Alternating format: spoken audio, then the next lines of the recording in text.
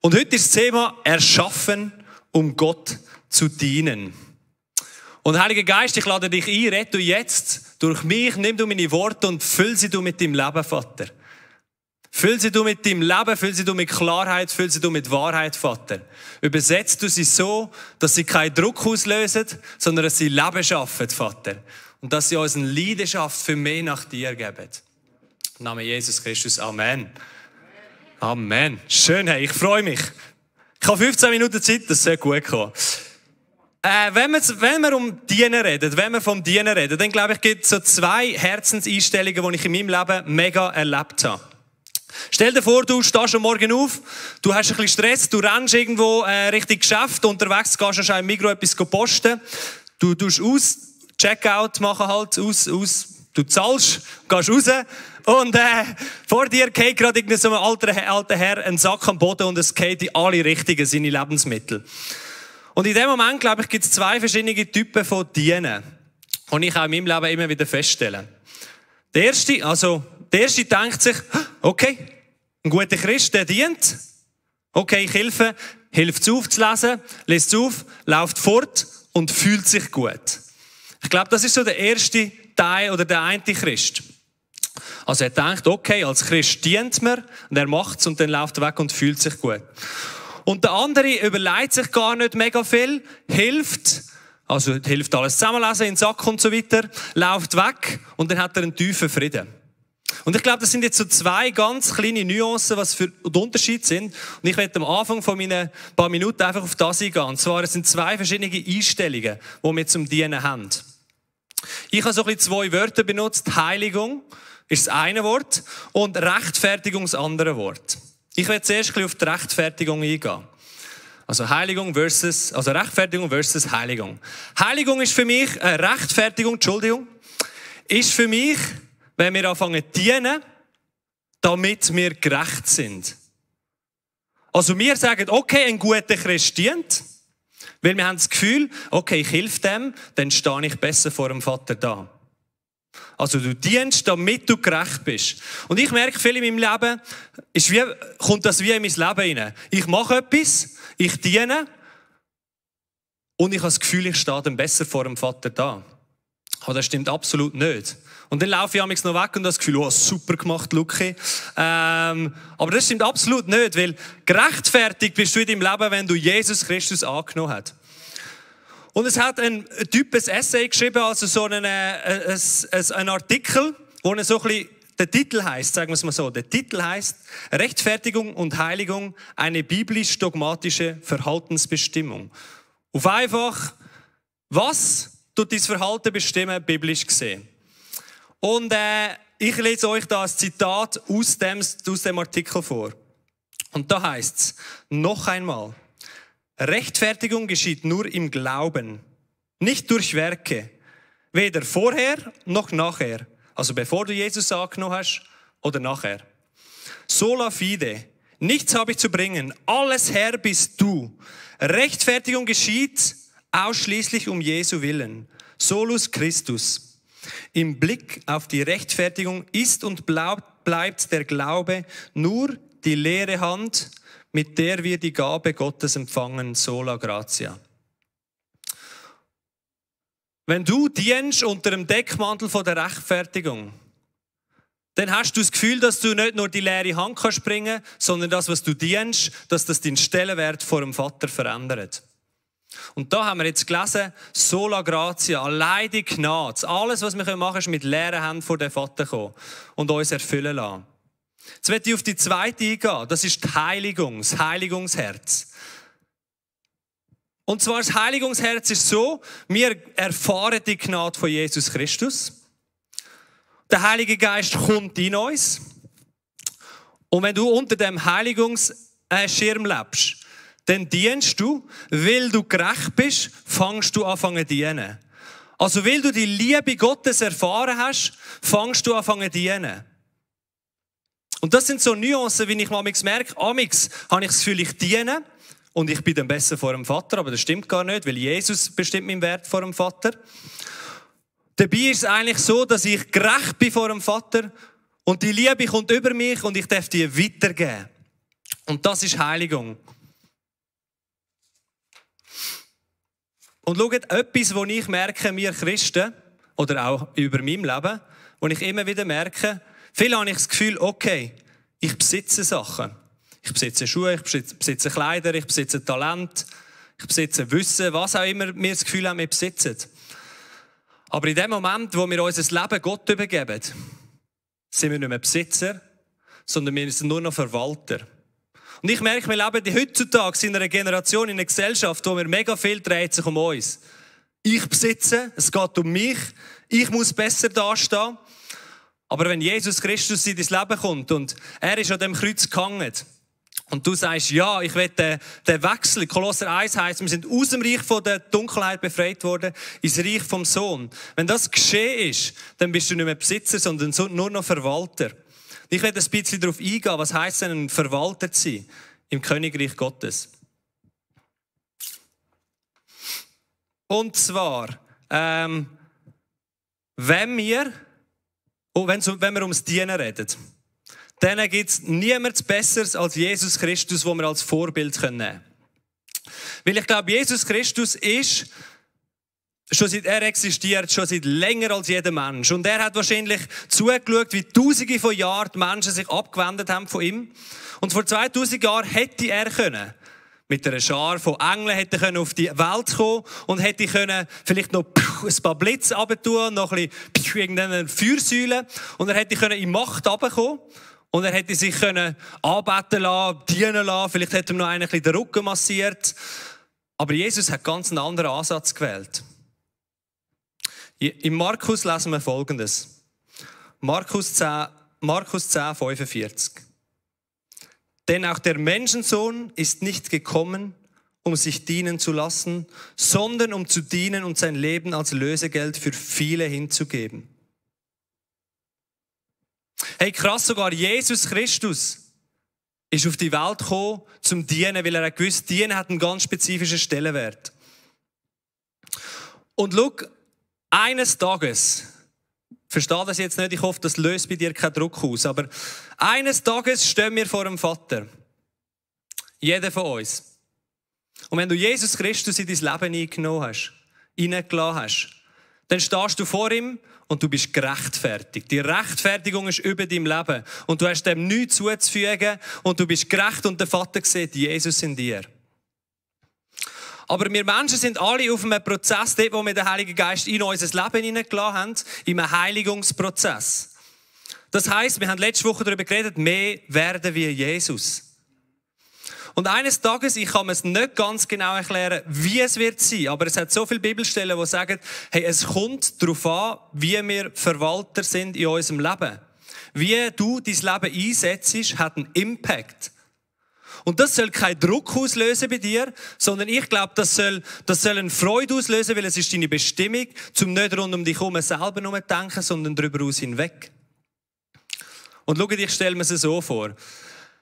Du hast zum Beispiel einen schönen Maserati oder einen Ferrari und hat sich einer dabei etwas überlegt. Das ist schön, der Heckspoiler, wenn er Gas gibt, drückt schön das Heck ab, dass er Grip hat. Ich bin nicht so ein Autoliebhaber, aber es gibt einfach Leute, die haben sich etwas überlegt, wenn sie so eine richtige Sportkarre entwickelt haben. Und in der Schweiz fahren wir dann so ein bisschen mit 30 km/h, mit 50 km/h, mit 80 km/h und wenn es ganz gut kommt, mit 130 km/h. Aber dann ist schon oberes Limit erreicht.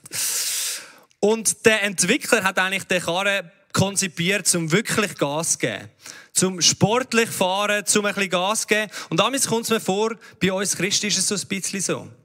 Viel merke ich in meinem Leben, dreht sich so viel um mich selber. Aber grundsätzlich, ich glaube, dort, wo wir wahre Erfüllung in unserem Leben finden, ist dort, wo ich anfange, weiterzudenken. Jesus ist gekommen, nicht zum bedient werden, sondern zum Dienen. Und ich merke in meinem Leben, sobald ich anfange, weiterzudenken, fange ich an, in dem Dienst zu laufen, wo Gott eigentlich für mich geplant hat. Und dort drin ist so eine Freude. Dort drin ist so eine krasse Erfüllung. Häufig laufe ich gar nicht in dem, was ich konzipiert bin, dem, für was ich eigentlich geschaffen worden bin. Das ist mich erfüllen lassen von dem Vater, konstant in seine Gegenwart kommen und zu dienen, sondern es dreht sich nur um mich. Scheiße, jetzt habe ich wieder dort und das noch und Zeug und Sachen. Und ich merke, wie befreiend das kann sein. Und schau, der Warren sagt in seinem Buch, auf Seite 266, wenn du glaubst, der Luki erzählt nur Scheiß. Kannst du es nachlesen. Sind wir überhaupt noch da? Ist gut? Ja. Gut, come on. Dort sagt er, es ist ein bisschen ein Faust in die Fresse, er sagt, wenn mir die Liebe für den anderen fehlt, der Wunsch, ihm zu dienen, dann sollte ich mich fragen, ob Jesus wirklich Teil meines Lebens ist. Ich habe das so gelesen und habe gedacht, puh, in the face. Und es hat mich aber zum Nachdenken gebracht. Weil die Bibel sagt ganz klar, du kannst keine Früchte bringen, wenn du nicht am Fruchtstock, am Weinstock connected bist. Und das hat mich in meinem Leben angefangen nachdenken gebracht. Hey, wie viel habe ich keine Liebe für andere Leute? Und ich glaube, das war eine Erinnerung für mich gewesen, so wie wir es vorhin in diesen 2 Worship-Songs gemacht haben. Ich werde mein Leben konstant damit verbringen, mich an den Weinstock anzupflanzen. Daraus entsteht Frucht. Und eine Frucht davon, ich kenne Geistesfrüchte, Freude, Liebe, Sanftmut, Selbstkontrolle und so weiter. Und eine davon ist Liebe. Und das Resultat von der Liebe ist am nächsten dienen. Und das heisst also, wenn ich merke, in meinem Leben habe ich zu wenig von dieser Liebe, dann gibt es Momente, wo ich auf die Knie gehe und auch schon heulend auf den Knie war und den Vater um mehr Liebe gefragt habe, mich wieder in die Gegenwart von Gott gebracht habe, dass ich wieder dienen darf, dass mein Herz wieder nach außen geht. Und wenn wir schon ein bisschen herausfordernd sind, dann werde ich euch auch noch ein kleines herausforderndes Bild weitergeben. Ich habe ein Bild mitgebracht, ich hoffe, wir haben es auf dem Screen. Grundsätzlich das Tote Meer. Das Tote Meer, weil ihr kennt es ja, es fließt konstant Wasser rein. Und das Wasser bringt immer Salz mit. Und das Tote Meer hat einen mega hohen Salzgehalt. Und spannend ist, vor 2 Wochen haben wir so eine Umfrage gemacht mit euch zusammen. Wir haben irgendwie 90 Antworten bekommen, Prophetien, die ihr über die 20s, für die 20s gehabt habt, aber auch Feedbacks, was boostet euch. Und eine Prophetie, die ein paar Mal gekommen ist, war, hey, ihr als 20s oder wir als 20s, wir sind Salz von dieser Erde. Und beim Toten Meer kommt konstant Salz rein. Das Wasser wird von der Sonne angestrahlt und es löst sich in der Luft auf. Bei den Wolken wird es weggetragen und Salz bleibt dort. Und im Bild, ich weiss nicht, das haben wir es glaube ich nicht gesehen, aber es ist eigentlich so eine komplett versalzte Landschaft. Und amigs als Christen fühle ich mich so, wir tun konstant füllen wir uns auf. Aber ich glaube, der wirklich gesunde Sweet Spot in meinem Leben ist, wenn es in mich hineinfließt und durch mich durchfließt. Wir sind Salz und das Licht von dieser Erde. Und das können wir sein, wenn wir konstant die Liebe von dem Vater erleben und es weitergeben.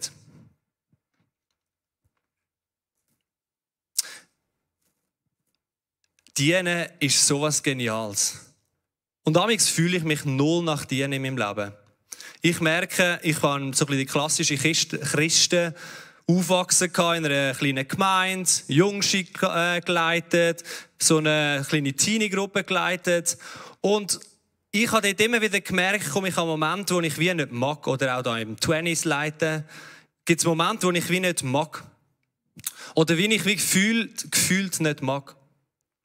Und ich merke, es ist essentiell, wenn wir dienen, dass wir immer wieder in die Gegenwart gehen, aber darüber hinaus merke ich, dass wenn ich mich bewusst entscheide zum Dienen, bewusst entscheide, mein Leben für den Nächsten zu geben, dann kommt so eine tiefe Freude in meinem Herz, weil das ist mein Sweet Spot im Leben. Das ist dein Sweet Spot im Leben. Gott hat dich geschaffen, um ein Dienst für die Menschheit zu sein. Und das soll keinen Druck auslösen.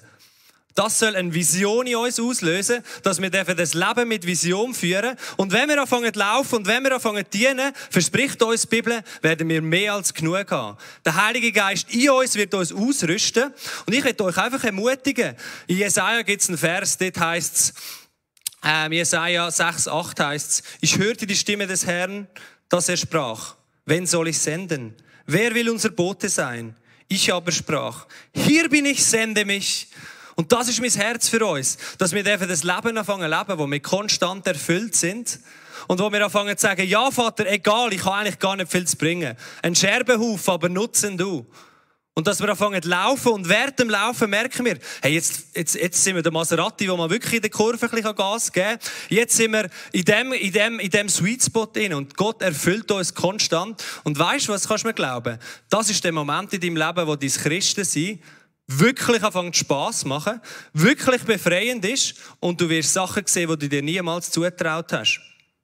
Dort, wo Leute rausstehen und sagen, ja Vater, da bin ich, nimm mich. Weil Gott kann mit dir Geschichte schreiben, wenn du ihm zur Verfügung stehst. Und das muss nicht in der Kirche sein, das muss nicht irgendein bestimmter Ort sein. Mir geht es vor allem um die Herzenseinstellung. Ich träume von einer Generation, dass wir junge Männer und Frauen sein, die selbstlos anfangen zu denken. Nicht, weil wir mühen und weil wir irgendwie krampfen dafür, gerecht zu sein, sondern weil du gerecht gesprochen bist, weil der Heilige Geist in dir bewirkt das Licht. Die Frage ist nur, lass es du zu, willst du Teil von dieser Mission sein? Steh jeden Tag auf, also ich mache es so, ich versuche es und sage, danke Vater. Erfüll du mich heute und schenk du mir heute Situationen, wo ich einfach dein Diener sein darf. Und dann geht am Nachbar Zeug am Boden und du hilfst ihm und du laufst fort und du kannst dir nicht auf die Schulter klopfen, weil du weißt, hey, du bist genau für das bestimmt. Aber es gibt dir so einen tiefen Frieden in deinem Herzen. Und das ist so meine kurze Message heute Abend gewesen. Ich hoffe, es löst keinen Druck für euch aus. Es soll euch ermutigen. Dort, wo wir dienen, dort laufen wir in unserem Sweet Spot. Es ist nicht iPhone, es ist irgendwie, es sollte eigentlich U-Phone heißen, weil es ist, wir sollen nach außen, es ist immer alles ein, aber wir wollen es nach außen. Das war ein ganz schlechter Vergleich am Schluss. Sorry, ich höre gerade mit dem auf. Danke für deine Worte, Luki. Du hast es so treffend gesagt. Danke vielmals, wirklich. Ich habe das so dürfen und müssen hören. Es ist doch wirklich so, und Gott ist so genial, dass er so ist. Er hat uns in den Sweet Spot hineingestellt, wenn wir dienen. Und weißt du, es ist so krass, es geht auf. Wenn wir alle dienen, wenn wir alle wissen, hey, wir müssen nicht in erster Linie auf uns schauen, sondern wir können uns voll unserem Nächsten verschenken, dann geht es auf. Und du kommst nicht zu kurz. Du kommst nicht zu kurz und das ist so unglaublich schön, weil du hast einen Vater, der dir alles gegeben hat und du bist so überreich beschenkt, dass du mehr als genug hast. Und das ist so, so befreiend. Und das möchte ich dir heute zusprechen. Wirklich, du bist mit so vielen Gaben beschenkt. Du bist mit so vielen Talenten beschenkt. Und wie du gesagt hast, du bist ein Verwalter. Du hast so viel zum Geben. In Gott, er hat so unendlich viel in dich hineingelegt. Und er will, dass wir diese Sachen brauchen, um uns zu verschenken. In unserem Umfeld, überall, wo wir sind.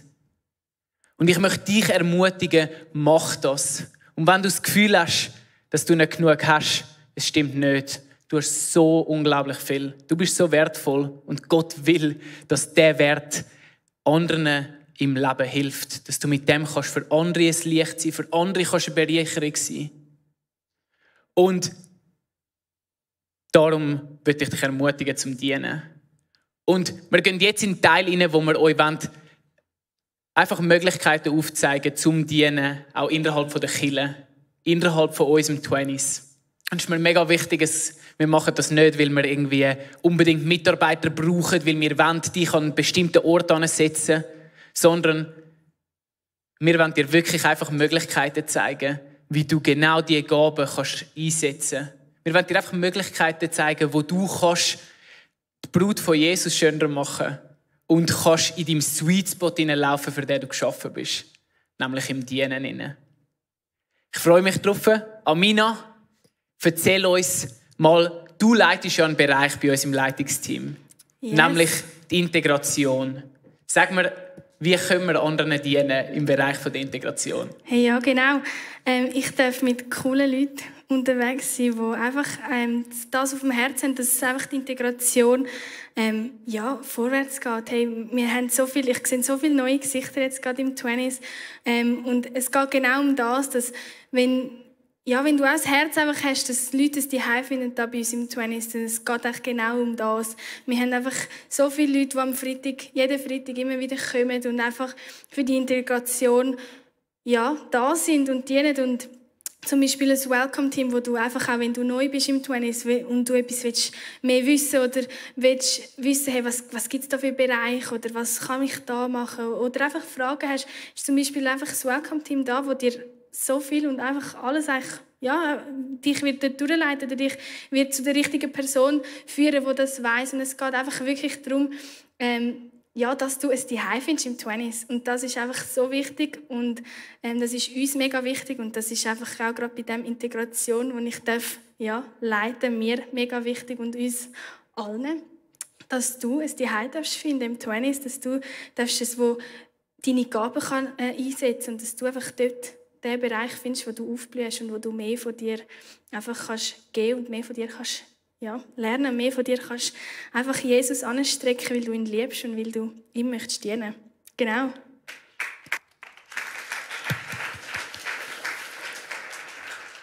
Yes, hey, ich möchte dich ermutigen, wenn du merkst, wow, für genau das schlägt mein Herz, dann komm nachher auf uns zu, geh nachher auf Tamina zu. Vielleicht merkst du, Gott redet zu dir, weil du selber es erlebt hast, dass mal nicht so eine Integration erlebt hast und du merkst, wow, du willst das anderen weitergeben. Vielleicht ist das ein Ruf, wie Gott dich an diesen Ort anstellen. Hey, ich darf euch den nächsten Bereich vorstellen, den ich leite. Und das ist der Bereich der Gemeinschaft. Wir wollen im 20s wirklich einen riesigen Fokus darauf stellen, auf Gemeinschaft. Weil ich glaube, was Kirche ist und was Kirche soll sein, ist Familie. Es ist eine göttliche Gemeinschaft, wo wir zusammenkommen und leben wie in einer Familie.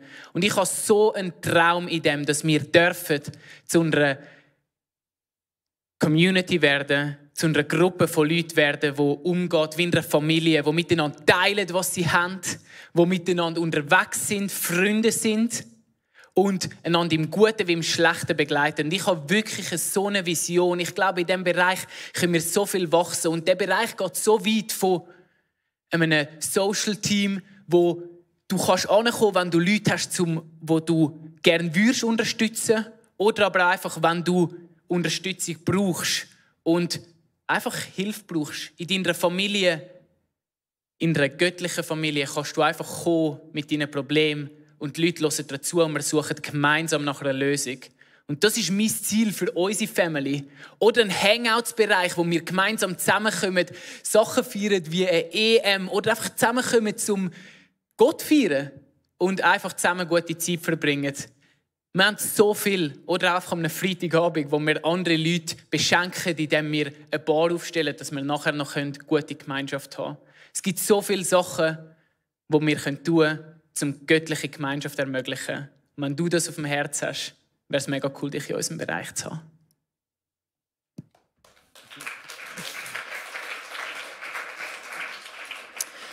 Ich möchte ein bisschen den Small Group Bereich vorstellen von uns. Wir haben 22 Small Groups vom 20s aus, die sich unter der Woche treffen und zusammen Jesus nachfolgen.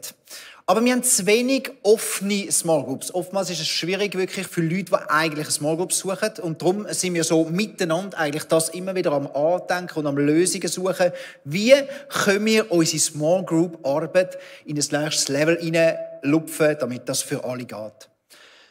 Und ich habe heute etwas ganz Spezielles auf dem Herzen, wo ich ein paar Leute ansprechen will. Und es hat ein bisschen mit dem zu tun, aber ich habe einfach den Eindruck, ich soll das sagen. Und zwar möchte ich alle, die gegen die 30 gehen, langsam ansprechen.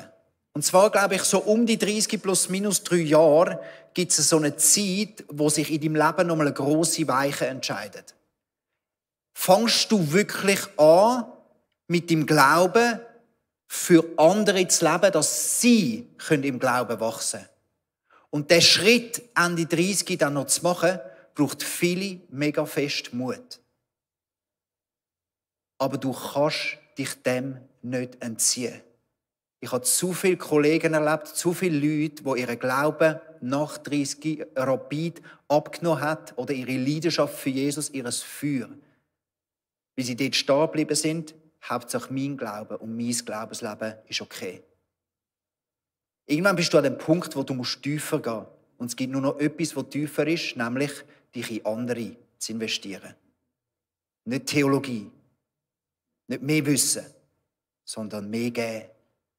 Und das muss nicht Small Group sein, aber wir wollen uns aufmachen, wir wollen auch ein Konzept erstellen, dass man Small Group Leiterlose Small Groups haben, weil viele, die jetzt jung sind, die können eigentlich als Kollegenkreis so Small Group feiern und es ist kraftvoll und die brauchen nicht einen Leiter, aber jemand, der sie coacht und ihnen ein bisschen nachgeht oder jemand, der das initiiert, das ist mega wertvoll. Oder vielleicht ist es für dich auch gerade daran, dass du sagst, hey, ich fange eine Small Group an.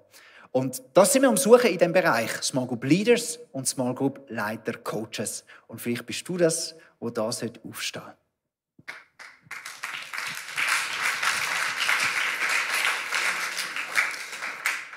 Come on, und ich darf dir noch den letzten Bereich vorstellen, den Celebration-Bereich. Und zwar bei der Celebration geht es darum, dass du, wie heute Abend, hoffe ich, Gott darfst erleben, herausgefordert werden und ermutigt darfst werden und in seiner Gegenwart verändert darfst werden. Die Celebration geht von, wenn du ein Herz für Musik hast und Worshipper gern bist, dann hast du eine Möglichkeit, dich zum Beispiel auch in der Musik entfalten und in der Musik zu dienen. Oder es geht zu Content, wie Serien und Theologie ausarbeiten, wie sind die ausgearbeitet, oder das Gebetsteam. Einfach alles, was da jetzt gerade stattfindet, gehört sich zu der Celebration. Und wenn du merkst, hey, ich habe das eigentlich schon mega lange auf dem Herz gehabt und es ist eigentlich etwas, was ich mir mega gerne investieren möchte, dann werde ich dich mega ermutigen, dann überleg dir, was gibt dir Gott aufs Herzen. Und ein Bereich ist wirklich die Celebration, wo du kannst, ich merke, nicht nur die Celebration, aber auch über das hinweg. Wenn Leute anfangen, sich entscheiden, zum Ja zum Dienen zu sagen, dann laufen sie vorwärts und sie wachsen im Glauben, wirklich nochmal so einen Boost. Und das habe ich wirklich auch schon viel erleben dürfen und darum Amen, was der Joel gesagt hat. Yes.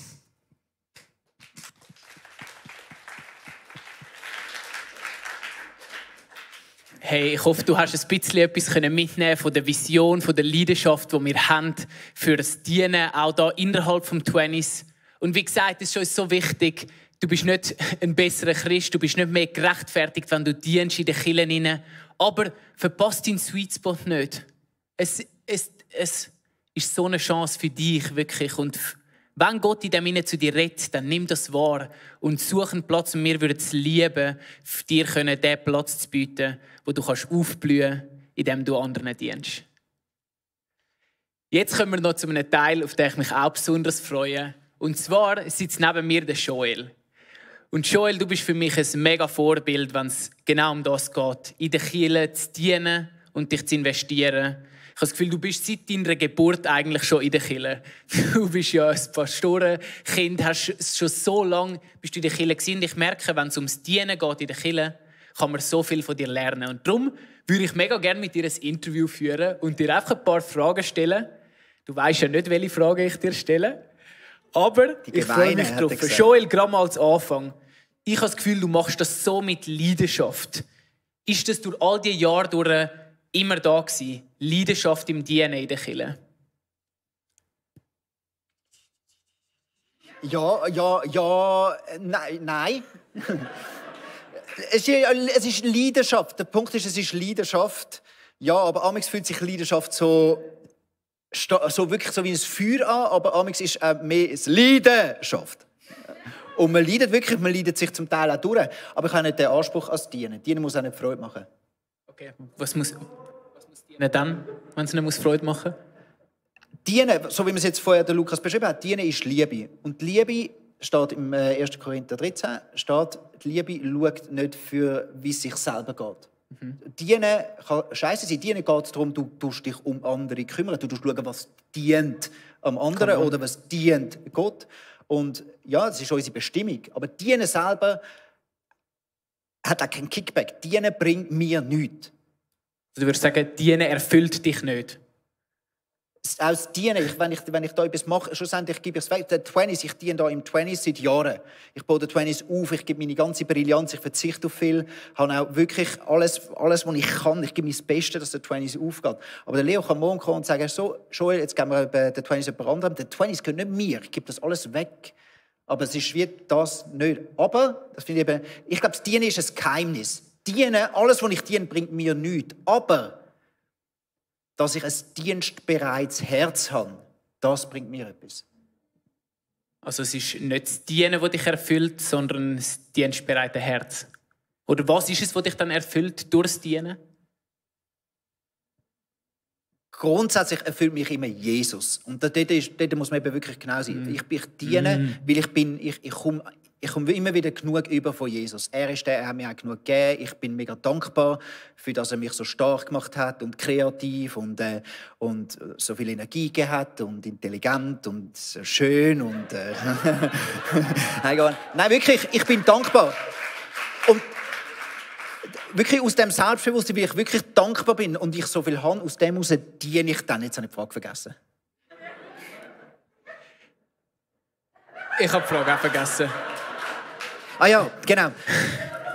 Aber ich glaube, eben, wie beim Dienen, das alles, es ist ein Geheimnis, wo Jesus sagt, geben ist seliger als nehmen. Oder wer sein Leben ableitet für mich und sich nicht umsetzt, der kommt am Schluss das über. Also es ist Jesus schlussendlich, wo mich immer noch erfüllt. Aber das Geheimnis zu erlicken, eben, dass wenn ich ein dienendes Leben habe und ein Herz habe, das bereit ist, loszulassen, dann werde ich frei. Dann bin ich bereit, auch wieder mehr zu empfangen. Es ist wie das mit dem Toten Meer. Wenn du immer mehr gefüllt bist und ich komme zu kurz und was bin ich? Und dann kommst, aber wenn du wieder gehst und wieder dich um andere kümmerst, dann hast du wieder Platz im Herz, um wieder zu empfangen. Das erlebe ich mega so. So gut. Hey, würdest du sagen, wie hat Dienen dein Leben verändert? Jetzt, du kannst es vielleicht nicht so sagen, weil du bist das Leben lang in der Kirche warst, aber gleich das Dienen in der Kirche, vielleicht wie fest hat es dich geprägt? Inwiefern? In welche Richtung hat es dich geprägt? Ich glaube, das Dienen ist immer der Grund, meine intimsten Zeiten als Staff sind immer so Dienstzeiten gewesen. Das sind meistens die kleinen Sachen gewesen. Das sind das, wenn ich am Ende noch irgendwie meine Kabel zusammengerollt habe, wenn ich allein irgendwo in einem Raum am Zeug machen war, sind all das, was niemand sieht im Verborgenen. Das ist die Grundlage von dem, was ich nachher erleben darf. Und das ist für mich irgendwie mega wichtig, dass das Dienen, das praktische Dienen, das ist immer mein Hauptarm gewesen. Und ich habe immer wirklich, ich glaube, die Bibelstelle im Fall, wer der Größte will sein im 20s, Reich Gottes, der muss der grösste Diener sein. Das heisst, das ist mein Anspruch an mich selber. Ich möchte da einer der grössten Diener sein. Also, es ist ja nicht ein Wettrennen. Also es ist immer ein Wettrennen, aber nein. Nein, aber ich habe einen mega hohen Anspruch. Ich möchte ein Diener sein hier im 20s. Von allen. Und weil ich das mache, habe ich überhaupt Legitimation, um mich Pastor zu nennen. Gut, ich stelle dir noch eine Frage, Joel.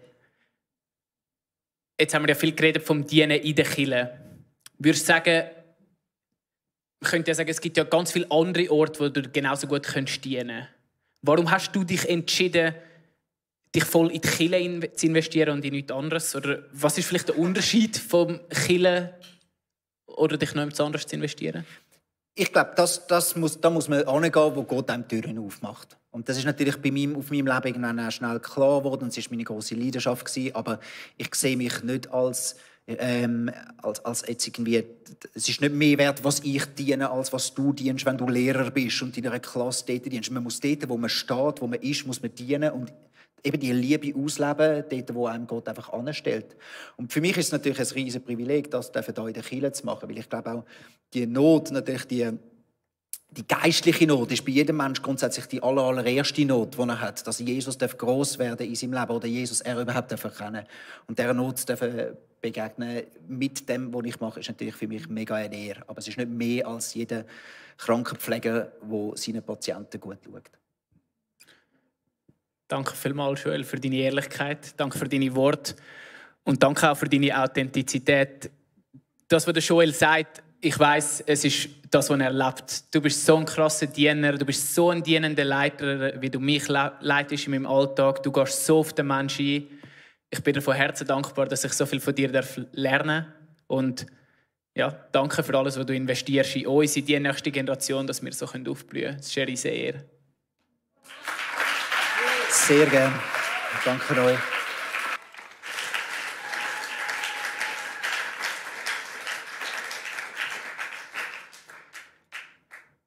Hey, wir haben mega viel geredet und es war ein tiefer Abend. Und ich möchte jetzt einfach, dass wir uns Zeit nehmen können, um das sacken zu lassen, um das irgendwie auch vor Gott zu bewegen, was du gehört hast am heutigen Abend. Vielleicht hat es mega etwas ausgelöst. in dir. Vielleicht merkst du, etwas von dem, was wir gesagt haben, hat genau dich angesprochen. Und nimm das einfach vor Gott und lass uns das dienstbereite Herz suchen. Lass uns mehr in diesen Sweet Spot hineinwachsen. Leg dein Herz und deine Gedanken Gott an und schau, was der Heilige Geist macht. Heiliger Geist, danke, gehst du jetzt an jeder einzelnen Person vorüber und kommst auf die Person, da innen im Saal, in der Luft, die Heime, wo auch immer. Und danke, berührst du uns und du hast etwas angeregt in uns hinein. Und danke, spinnst du den Faden weiter. Wir sind offen für dich und wir wollen dir Zugang geben in jeden Bereich von unserem Inneren. Wir glauben daran, dass du zu uns redest jetzt.